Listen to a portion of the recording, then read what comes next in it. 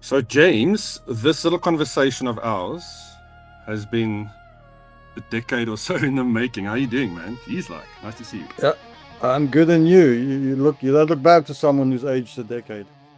Jeez, like, yeah, no, look, it's the Nivea cream I use. So, welcome everybody. This is the first trial episode of Veterans Vault. It's just a conversation that James and I'm going to have about gaming every week. James Francis, as some of you may or may not know, is a veteran to NAG and a friend of the publication. He's been around since the early days. And you'll see his name adorned in many pages of NAG magazine. So it's always good to chat with him. And it's also one of the guys I really look up to in terms of gaming and kind of the games that you and your friends dive into, James. It always fascinates me what you guys get up to when you guys get together. So I always love to hear about those chats. So what we want to do with this really is just to have a chat about new games that we are playing, indie titles that James comes across, anything new that's on the horizon, and just friendly, banter about gaming. And some old games. I think there's a lot of old games out there that need a bit of love. Anything. I mean, nowadays, if it's like 5 years old, everybody thinks it's old. But there's a lot of good games in the last 5 or 10 years that are still really fantastic, and you can usually get them at a very good price on Steam. Yeah, and that's the other thing. I mean, this game that we're talking about in particular is in early access, and it's relatively cheap. We'll get into that now. So certainly one to look out for. Shall I hit the trailer? I think, do you first want to do a bit of looking at some game news, and then we can hit into the game? You are right. You are right. So actually, what I'm going to do is I'm going to stop sharing that because that's just going to tease people. Yep. But that is a teaser for what we're going to chat about later. If you like arcade games, especially retro arcade games, this is a good one. And what a nice segue into this retro arcade game. I'm going to show you something. I did give you a sneak peek of it before the show. I don't know if you've ever seen this. Yeah, you showed me the box. I knew Atari was doing some new stuff, but I wasn't really paying attention. I mean, what is that? This is like one of those things with a bunch of classic games on it? Yeah, but the difference between this and the other ones is it's the officially licensed ones. So all of those are officially licensed games from the Atari era. Which one is this? So there's the Pocket Player Pro. It's got how many now? 100 games on there. Okay. And I mean, I'll show it to you guys in review on NAG. So go do check that out. But I mean, yeah, really fun to play with, especially if you're into that. What are some of the highlights on there? Any games you recognize? Look, I haven't even checked this out properly yet. Yes, Maze Craze is one I remember playing as a kid at a friend's house. Basketball was before my time, but let me read out. Adventure, AC Battle, Asteroids, obviously everybody knows. Bowling, Canyon Bomber, Dark Chambers. Gravitar seems familiar. You probably have Pong on there as well, stuff like that.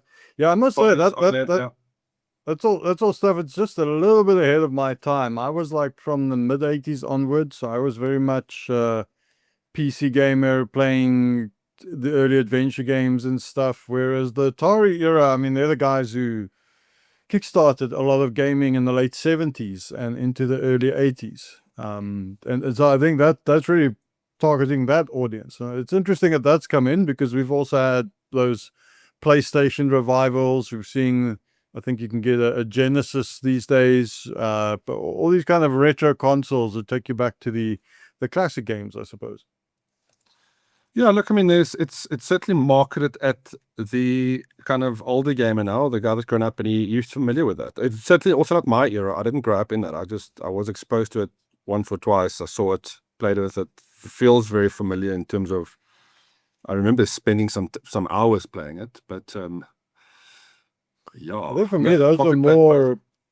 You remember the knockoff cartridges you used to get 1,000 games in one from those cheap Kong consoles. I think a lot of those games are clones of those Atari games.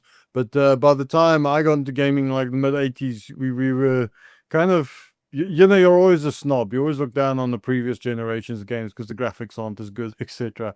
And believe it or not, those were to me were very old-fashioned graphics when you compared it to Because you had CJ and EJ, and then you very quickly start having 256 colors and stuff. And then, of course, in the 90s, you start hitting 3D and all that.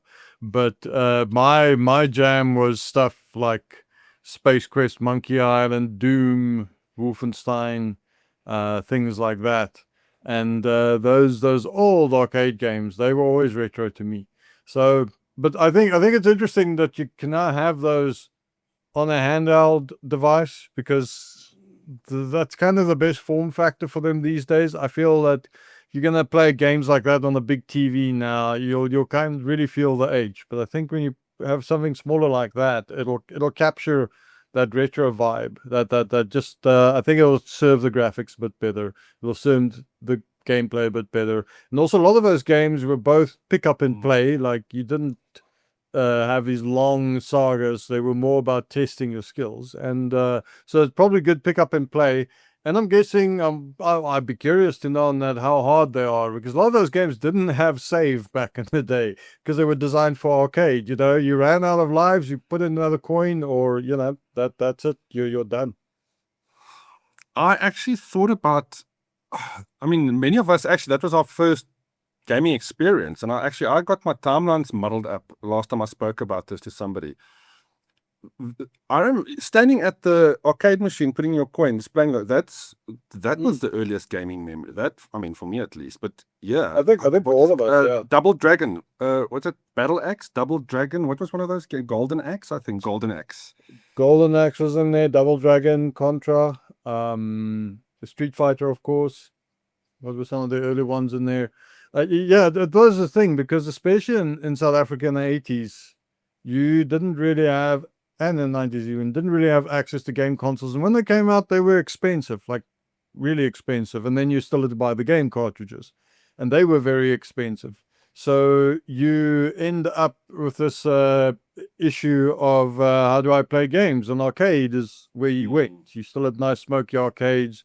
You went in there with your coins. I'm surprised I got through school, because there was an arcade just a few blocks from the school, for my school, and we used to play all the time. I don't even know where we got the money for it, but we used to spend all our time there playing those games. And whenever you went to a new town or you found a new arcade somewhere, you'd go in there because it'd be different arcade machines. And I think that was also lost today. We're kind of spoiled for choice. Like, any game you want, you can have it. But back then, you had to go to certain places to get certain games. And also, if a game was very popular, Mortal Kombat, that was one of them, you could never get onto that machine. You either had guys constantly playing on there, or you had those guys who knew how to play very well. So you'd maybe get like a fight in, they'd kick your ass, and then, you play it, you had to give it up and someone else. So you start gravitating to some other games, and a random game you'd never try before, you'd go stick a coin in just to see, to entertain you. And I think there was something nice about that kind of less is more of the time. However, I do not miss putting all that money in there. I do not miss not having save games and all that, that's but yes, so. And I think for a lot of us, these Atari games precede those arcade games. You didn't really see Atari or that generation of arcade machines, at least when I grew up. I think that was very much a US phenomenon. Pac-Man being another example. Though you start seeing Pac-Man machines eventually. That one was just everywhere. But there was definitely this kind of early period of arcade gaming from the late 70s to the early 80s, and that is where you ended up with like Atari and those kind of games. Thanks for the break, James. Odds, I've been trying to get you, I promise. Thank you so much for your comment, asking what is the topic. We're getting into it now, and it's actually a good segue into chatting. And Odds is all the way from Canada. Welcome. Hope your weather is fine, because here in Joburg in South Africa, it's absolutely wonderful today. Guys, welcome. This is the Veterans Vault. Thank you so much for everybody in chat. I'm trying to get to everybody's messages, and we will certainly get to all of them. Today, we'll be chatting about a game that James has been playing for a while now, called Cleared Hot. Yep. And we're going to show you... Yeah, it's in early access. We're going to jump onto the trailer quickly, We're going to have a little bit of chat, and we'll keep chatting about everything else, obviously. So throw your questions in the chat, and we'll get to it for sure. All right, here we go.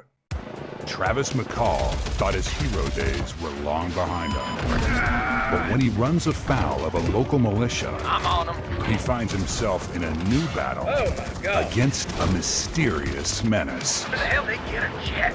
With the help of the county sheriff Easy, okay? I get a little motion sick. and a reclusive crank, You can call me Desert Mike. he'll fight to save his small Texas town Can't take much more here. and maybe even the world.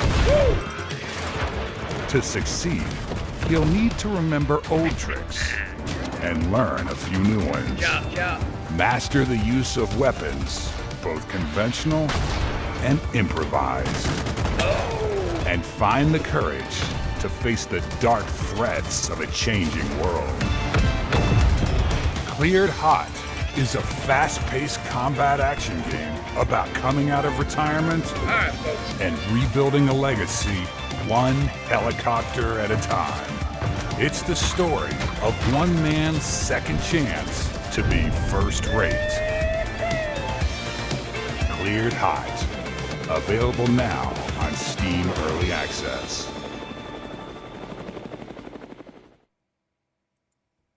I mean, wow, impressive. Makes me want to go watch all the Airwolf series from beginning to end, and then go into A-Team, and then go back to the arcade.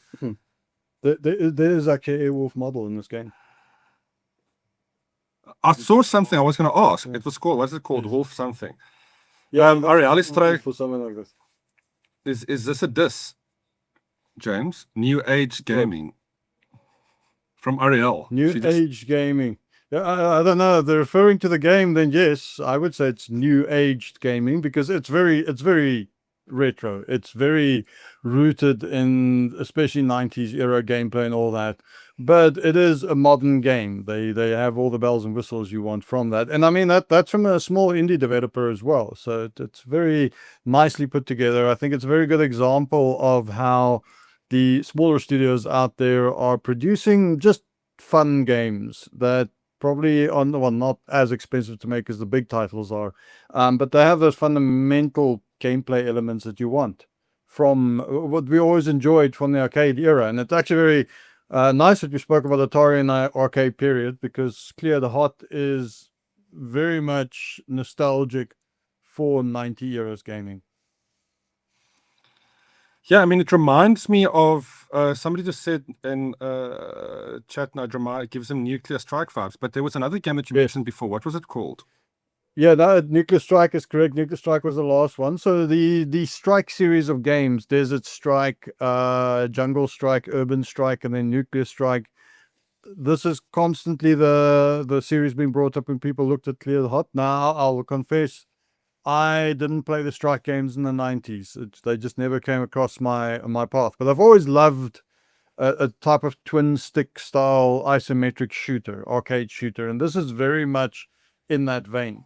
So to give you a quick rundown on it, it's a game developed by Not Known Corporation. They released this in early access late last year, which means it's not quite complete, but I'll get to that a bit later in our conversation. It's essentially a directional arcade shoot 'em up game where you fly a helicopter. The story is you play this Air Force pilot. He used to be an Air Force pilot. In the first mission you play, it's back in the Gulf War, one of the Gulf Wars.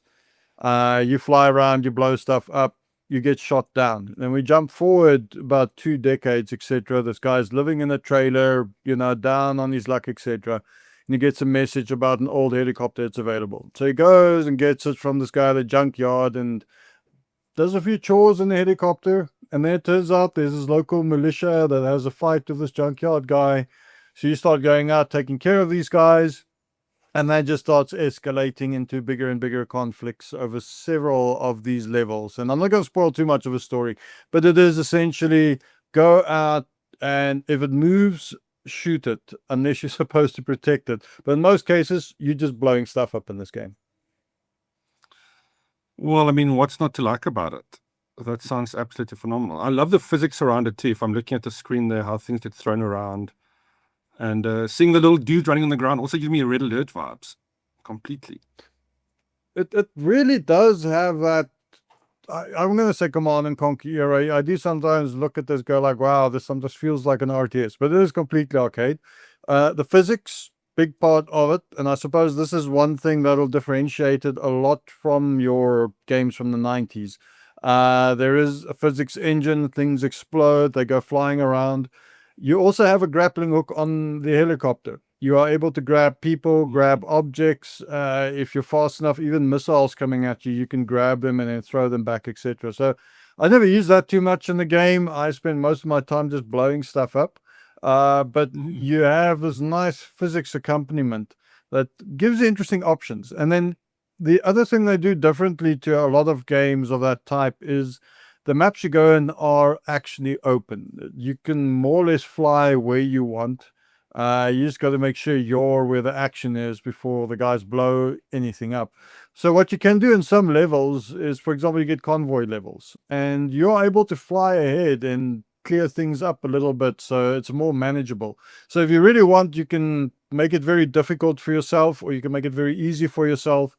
There are lots of secondary objectives on some of the maps. So I would often, on my playthroughs, go and take out the secondary objectives first, because you can pick up money, you can pick up armor, things like that. Some of that money can go towards buying new helicopters. It'll give you new capabilities, which you can use in future levels, or you can replay a level. So there is some replayability. There is a sense of exploration. There's a sense of a slight sandbox world to each of the maps. But then overall, it is about the action. You go in there with machine guns and missiles, and if they come at you, you blow them up. In fact, cleared hot, that's what the term means. It means that the helicopter is allowed to engage, with extreme prejudice. So you just blow everything up, really. Great physics, blowing up the buildings, building up structures. It's and great for a controller. I played this a controller, like I said, twin stick, one stick to move, other one to aim, and you just unleash hellfire on them. I mean, I'm immediately thinking this will be a fantastic game to play on any handheld device, like any of the handheld gaming devices. It just feels like it lends itself nicely to that. Yeah, especially the Steam Deck. Well, have you tried the new Lenovo Legion Go S, James? Only the second device to use a Steam Deck to feature Steam OS. So yeah, if you haven't checked, that's one to play this with, I think. Oh, I'm glad that's finally coming out. Yeah, I'm working towards getting a Steam Deck one day when I can justify it. But for this, I played it on PC with a game controller. I did not try it on keyboard and mouse, I'll admit that. I don't like playing those games keyboard and mouse. It's always nicer on the controller because you have nice movement. There's a lot of moments in this game where missiles and stuff will come at you, and you have to kind of curve out of their way because you don't have flares and stuff. So you have to dodge missiles. And with the exception of one type of missile enemy in this game, it's very manageable. There's just one specific one you get later where it's a radar that locks on you very quickly and fires these missiles very quickly. In those cases, you go in and you hit them hard before they have a chance to even fire at you. So there's also a little bit of a tactical change up depending which enemies you go into. There's always something to keep you on your toes. The later levels become increasingly more difficult and trickier. But I don't want to give the impression that this is a game where you just take on waves and waves of enemies. You pace it because you can more or less decide how fast and slow you go into an area. And then the game's other elements will decide what's going to happen. So I'll give you an example with the convoy missions. When the convoy gets to certain areas, it's going to trigger enemies coming at you. However, if you fly ahead, you won't trigger them. So you can take care of a few things and then drop back. And as the convoy gets there, you're ready to take on the guys and destroy them. There are also sections where jets come after you, and you kind of have to dodge their firing pattern. It lays down a line. It's very arcade. It's very predictable. I didn't find it an incredibly difficult game. It was mostly fun. The later levels a little bit more challenging, but this is a type of title you want to get if you want to relax and if you want to enjoy it. And nice. If you do want to up the difficulty and stuff, that is available. But if you're just looking for a reason to chill for an hour or so, or even pick it up, it takes you about 10 minutes to do a level. So a lot of it was just pick up play. Get in there, play a level or two, put it down. So I imagine, yes, for a handout, this would be a fantastic game. So, I mean, obviously this is a single player, but it does lend itself a lot to potentially some multiplayer action. What do you think? Men on the ground versus men in the sky? Maybe, I don't know. So let's talk a little bit about where this game is headed, and maybe that'll become an option. So it's currently in early access, and the first part of the story, let's call it chapter 1, is already in the game, and that's in the desert biome. They have plans for doing a jungle biome as well and a snow biome, and maybe they'll do an urban one, because definitely jungle already gives us ideas of Jungle Strike and all that. So as the game progresses, they're going to release more chapters and more helicopters. One of the features they spoke about early and before releasing the game is they would like this ability to drop soldiers down, and you can even direct them to do stuff on the ground. Now, this is something they've spoken about. It's not in the game yet, though. And the reason why I mention that is that there are potentially more ideas that will come out with this game as they develop it. Multiplayer might be there. They haven't mentioned it, though. I'd be curious to see how this works in multiplayer.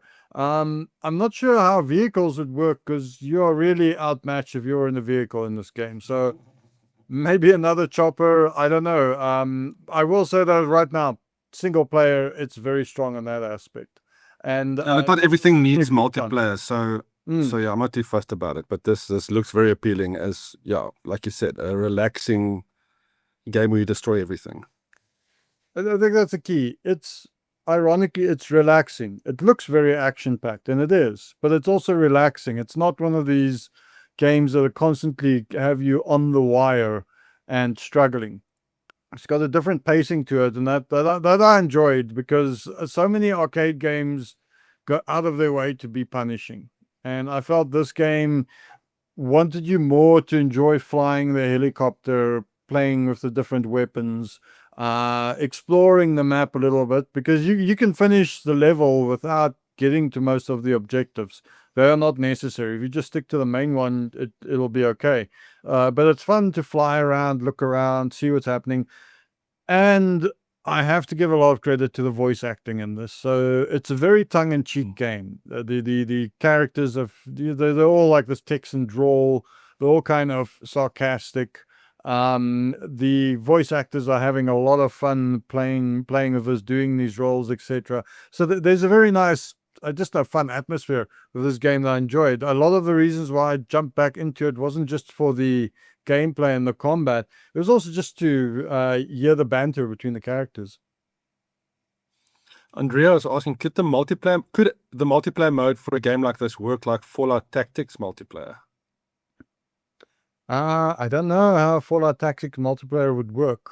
I'll be honest. Isn't that turn-based up? Yeah, I've got no idea. If Ariel's in the chat, would you let us? Maybe she can give us some insights. So this is very, very much real-time action, real-time twin-stick shooter, shoot 'em up, spray and pray, however you would do it. So where I would see it, if this does develop a multiplayer side, it would probably be 2 helicopters. You had twin-stick shooters in the past where you can have 2 characters running around and shooting at stuff. I think where it might get a little bit restrictive is unless they do a split screen like you would see of the Lego games, it might be, the screen might be a little bit small for two helicopters in there. And I think also if you had a dynamic of one person flew and the other person fired the weapons, it might get a bit awkward in that sense. So my feeling is No, so then we're back to normal battlefield shooters in any case. Yes, nice to keep things like that is, right? Yeah, no, this is, I don't see multiplayer really being an option in this game's future, to be honest. It feels like a very solid single player game, and to the credit of developers, that's what they're pushing with this. This is what they're focused on, which I think is great. And it really does feel like a passion project. Now, I went down and look at the biographies of the guys who worked on this, It's a typical of an indie development studio. It's more a collaboration between a lot of independent contractors working under the umbrella of a few people who are guiding this vision. And there is a lot of experience behind this game, very good development pedigree. And you can feel that they put attention where it matters. There's probably a lot more ideas they had, but they were smart enough to really focus on making certain things work incredibly well. The controls work very well. The physics work very well. The maps are nice and detailed. I said the voice work is done very well. So everything that they've put in so far, they've made sure is polished, is responsive, is enjoyable. I feel the levels of the first chapter have enough variety between them that you never feel like you're constantly doing the same thing over and over. There's also, with successive levels, more difficult enemies coming in.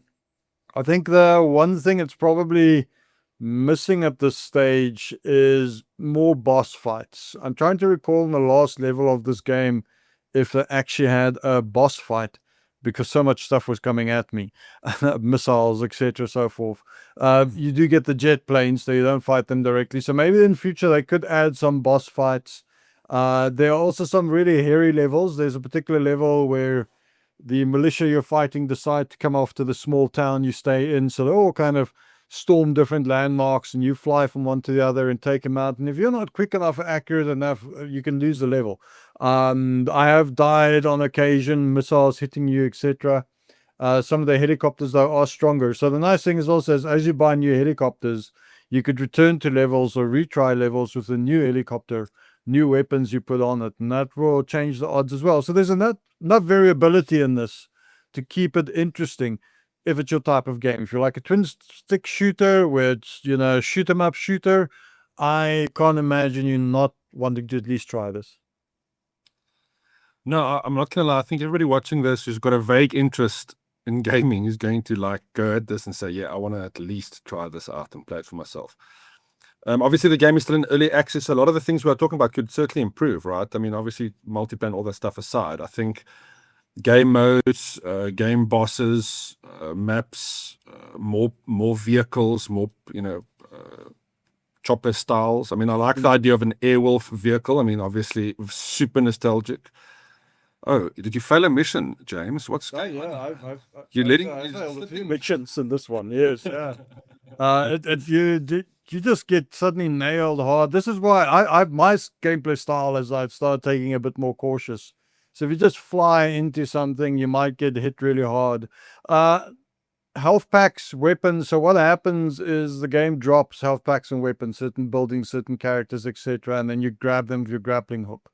So obviously, if you get in a situation where you're getting hit hard and there aren't health packs around, or you can't get to one in time, you will fail. You also get certain enemy weapons that do a tremendous amount of damage very quickly.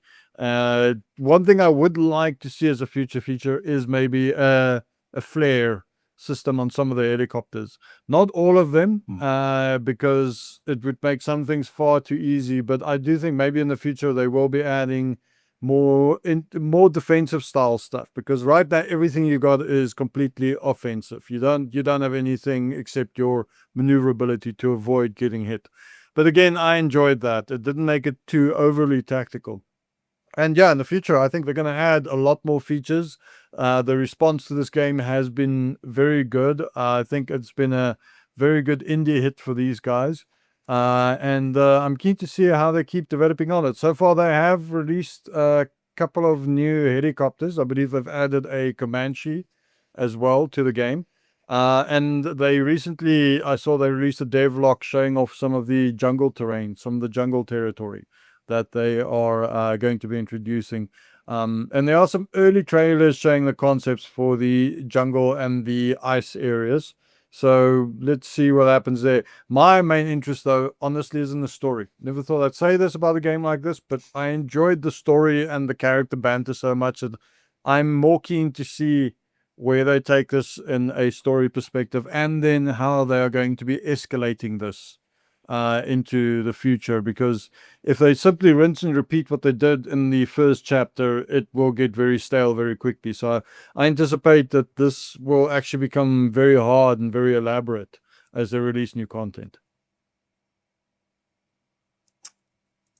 So, well, I'm just trying to share that tab. Look, just showing the roadmap of this game up to the full release. So obviously, guys, go check out the Steam page for more information on this game.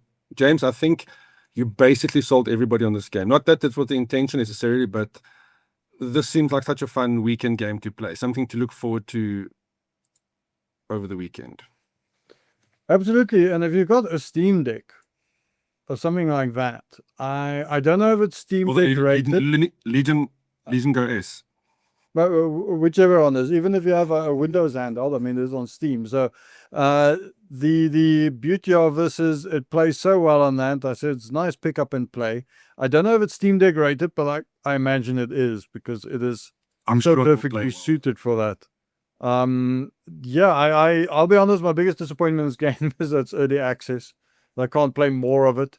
I've replayed all the levels, I've looked for all the secrets to find and extra things to discover, etc. So I am anxiously waiting for chapter 2. But I'm also patient, because the level of polish here is very high. Maybe worth mentioning, this has been published by Microprose. And for those who can remember, back in the day, Microprose used to be one of the really big publishers. That's where Civilization started. A lot of the Sid Meier games started then. And Microprose relaunched a couple of years ago, more focusing on indie titles. And this is the kind of quality they bring out. This feels more like a AA game. It feels really well done, but I don't think more than a dozen people worked on this. So it's really, really well made it punches way above its weight class, in my opinion. Also would recommend for people, if this remotely tickles your fancy, don't wait for this to get to version 1. Buy it now, because I expect the price of this is going to go up. It usually happens with these games. They'll launch very cheap in early access, and then as they go towards version 1, they start stacking up. I think, the price there is currently going for about 150 rands. I think the full version of this could easily go for between 300 and 450 in for what it is, in my opinion. If I look at games that I've paid for in those same price ranges, if I have a full game of this with all 3 chapters, I think it'll land in that space as well. So get it now while it's nice and cheap. There we go. It is Steam Deck verified. The reviews are very good. So yes, absolutely. If you are really nostalgic for twin stick shooters or the strike games, there's a strike and all of that, definitely give this a look. They used to have a demo. Unfortunately, I don't think it's available anymore, which is a pity. It'd be nice to just try this out before you buy it. But $150, you know what? It's not a big gamble, and you will know within an hour whether you like this or not. So you can refund this if you don't like it. But I think it is absolutely worth the money. For the vibes alone, and the beautiful piece of work that this is. Well, I think according to the developer's name, it's very clever, not knowing corporation. That's why they took the demo away. Not knowing how cool this game is going to make you want it more. So you will buy it for sure.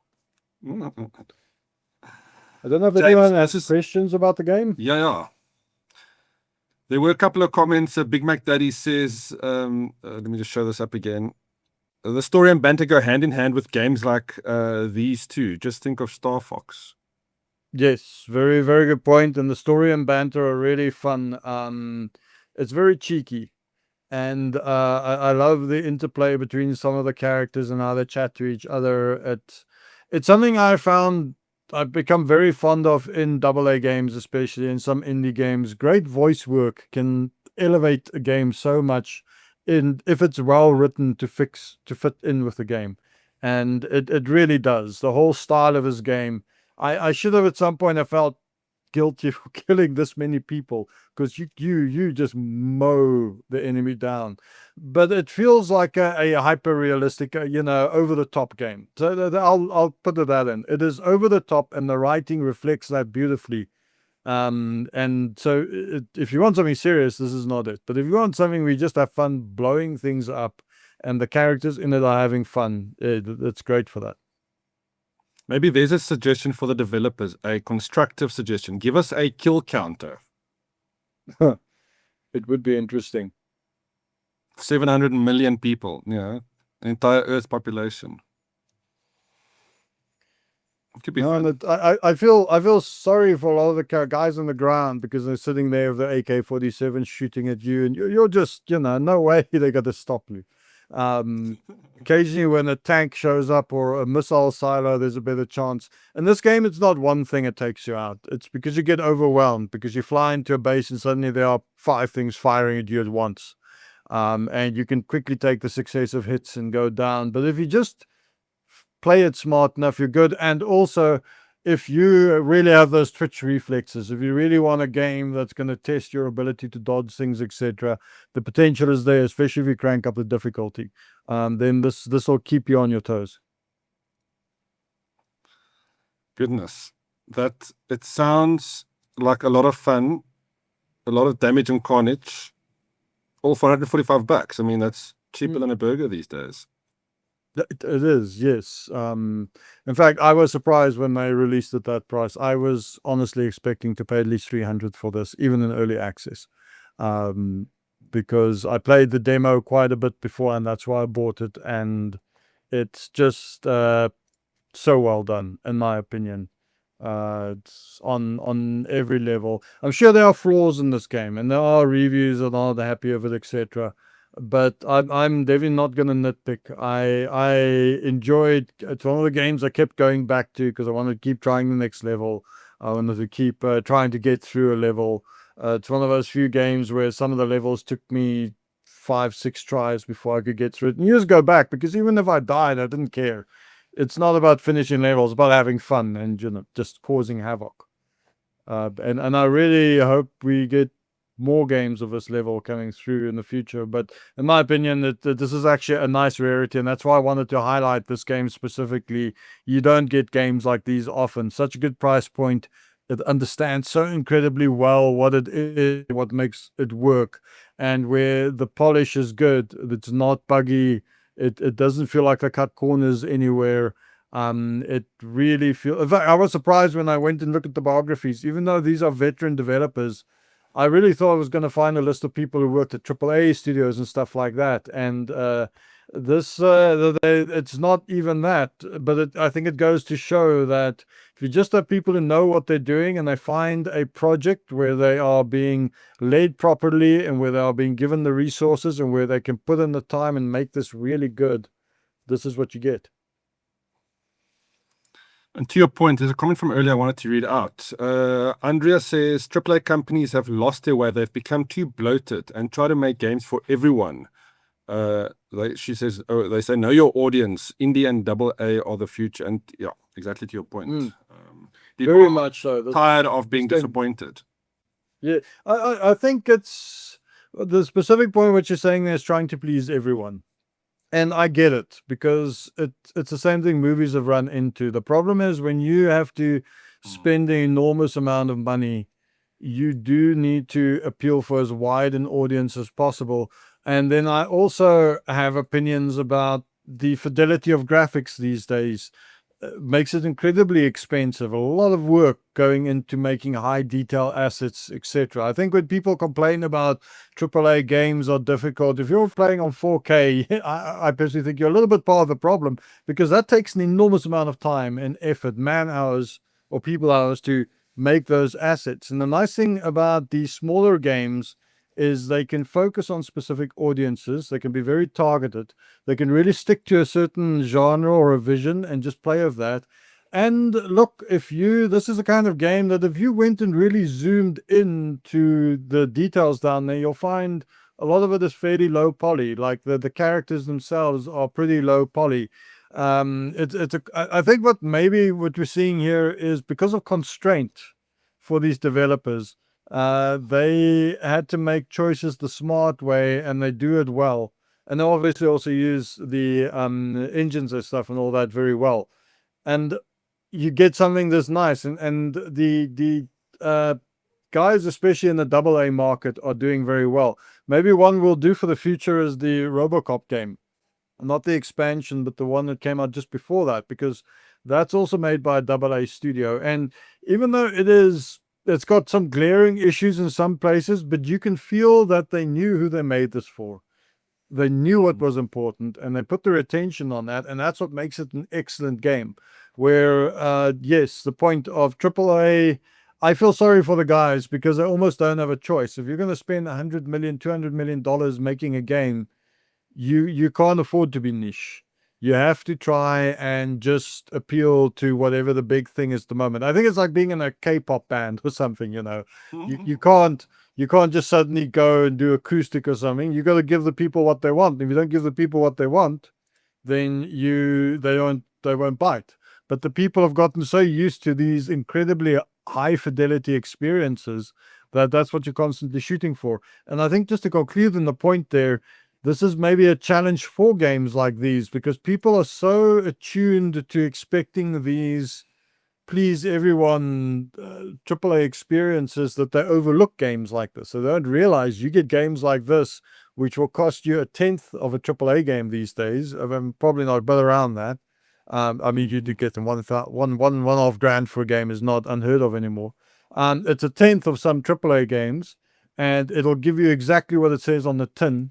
It's just very hard for games like these to stand out because there are so many things being released. And that's why it's so gratifying to see that they are doing incredibly well. I mean, if you look at their over 2,200 reviews already, overwhelmingly positive, this is what qualifies as an indie hit. And I hope it keeps its momentum. I hope more people find it. I hope for that price people buy it as a gift for some other people. And yeah, just go have fun, mindless fun. It's not going to change your life, but you're going to love these games. In closing, Andrea says, I prefer stylized games like Bioshock and Dishonored where the characters are still high quality, but it's not too realistic that it becomes dated. RDR, Red Dead Redemption 2 is as realistic as we need to get. And this falls with a stylized game, I would say that. And I don't think it was intentional as much as it was because of the limitations of developing for the budgets had, etc. And that's why they used it very, very smartly. Another reason why I respect a game like this. But at the end of the day, the proof's in the pudding. How well does it play? And I think it plays exceptionally well. It's a great experience. Yeah, if you enjoy action, AAA action games, and I hesitate to call this an indie game, even though I think it qualifies as an indie game. It does not feel like that. In fact, if this came out 15 years ago, this would have been a AAA game. This would have been the kind of thing that an EA or an Activision or somebody like that would have released on a console or on PC. It would have been one of the big games of the year. And this style of game, it's a little bit when you see of all the side scrollers, great side scrollers coming out, especially from big studios, but people ignore them because we've been so trained to expect a AAA game to mean, hey, it's got to be a first-person shooter, or it's got to be an intensely detailed open world third-person game, etc. Not this kind of contained, have fun for 10 minutes experience. Well, I think there's nothing else to say, James. You've summed it up beautifully. Yeah, all it says, go buy Cleared Hot. Go get this game. Yeah, it's available on Steam, $145. Your weekend play recommendation from James. Thank you so much, James. We'll be back next week at 1 p.m. Thank you to everybody for tuning in. This is something we're going to try out called the Veterans Vault, where we just look at other games. We'll dig up some other games. So there's a bit of a teaser. Next week we'll swing 180 degrees. We're going to be looking at a strategy game. Also a game that came out I think a couple of years ago, and it's had a recent revival, and it's a genre I really enjoy. So we're going to jump into that. So yeah, dial in if you like, especially 4X strategy. Sorry, say that last bit. It was what? 4X strategy. Oh, 4X. I'm not going to give. I'm not going to give more information on that. That time him in air attack. It's also a good comparison. I'm going to say one thing in closing, and then no more conversation after that. I want to see a skin in Cleared Hot that kind of mimics Mars Attacks. with your little pro picking up the cows. That would be cute. I don't know. Maybe there'll be mod support for this, you know, or who knows what kind of That'd be DLC. cool. That would It is the kind of game that has fun at that level, so I won't be surprised. But you know, right now I just want to get them to get to version 1. So many games do well and then they get abandoned at some point. I don't think it's going to happen here. This is a good developer, it's a good publisher, great momentum on the game. So I'm very keen on it.